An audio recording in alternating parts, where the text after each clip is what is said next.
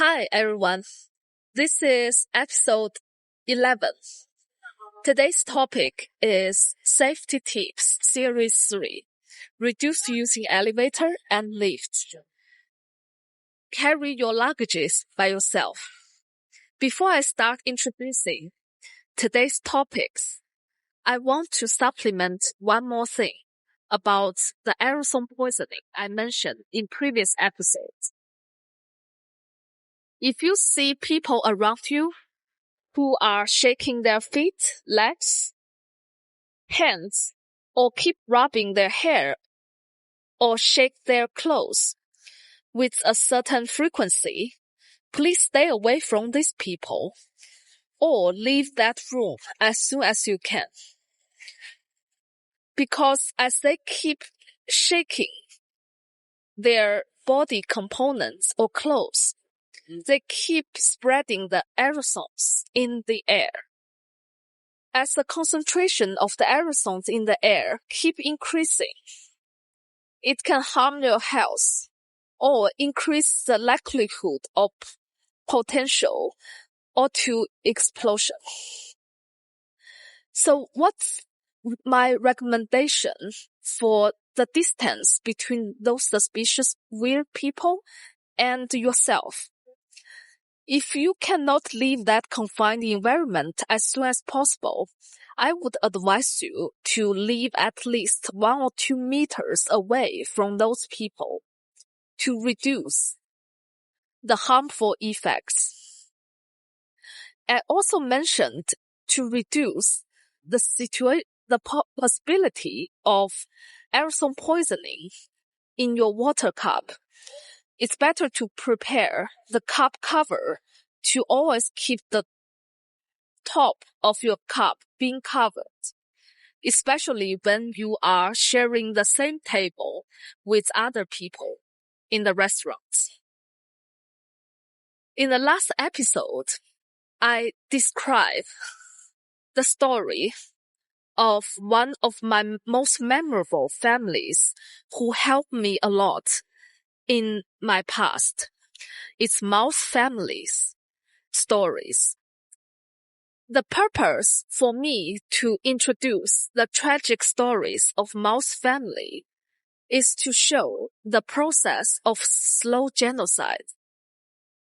Unlike the mass killing which happened quite quickly, the slow genocide is a prolonged, systematic process of destroying a targeted group over years or generations. There might be good ways to interrupt this process, such as international pressure, humanitarian intervention, accountability, the protection of vulnerable populations. But why? A lot of times, these methods might not be workable. Because you can imagine, if a certain group of people in a nation have been severely targeted, in the long run, those people with the corresponding occupations can be severely compromised. For example, if the police officers, the scientists, the doctors and nurses have been severely targeted and harmed, their ability in delivering their work can be hampered severely. For example, if you need to collect the criminal evidence immediately for your situation, you may not be able to get the valid or sufficient evidence as easy as past due to the reduced functionality of the key group of people in that society. Then as a civilian and the targeted person who has no background or money, what we could do. So that's the purpose of my video recording. I summarize my self-experience as a severely targeted person for more than 36 years. And I try to summarize the key takeaways and share them with my audience and help my audience to form their own perspectives. Because every person's situation is not the same. What I want to say is I don't want to force you to use my suggestion. I just want to try to let you know how I handle certain situations in my real life. I would suggest that it's better for you to form your own perspective and find a more efficient way to deal with your situations in a smart way, in a smart and efficient ways, which can not only extend your life expectancy, but also it can increase your likelihood of survival in the slow genocide situation. Now, I'm starting to talk about today's two topics. The first one is to reduce the elevator and lift.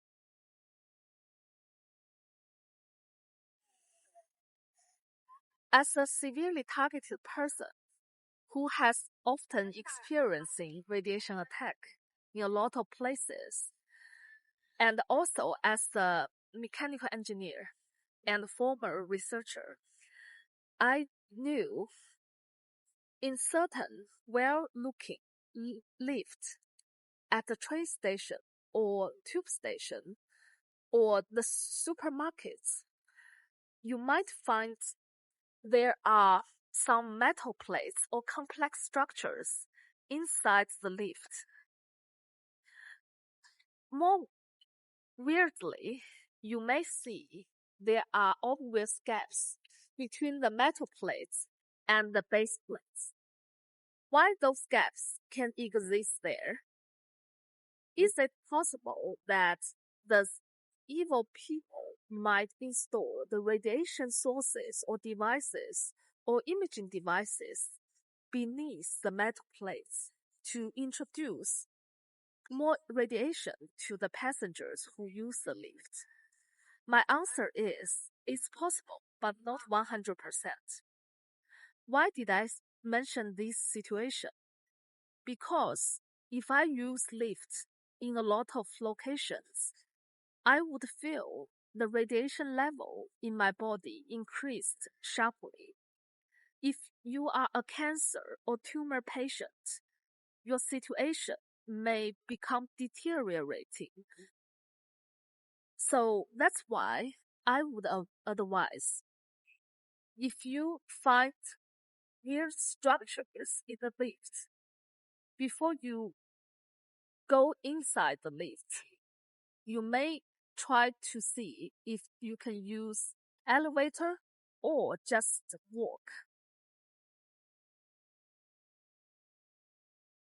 So when it comes to the elevator, does the elevator the much a better option than the lift? My answer is it depends.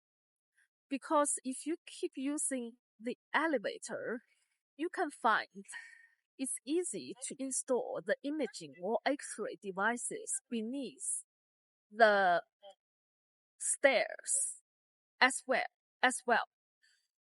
You know, you may ask me which group of people might be interested in using or installing the radiation devices.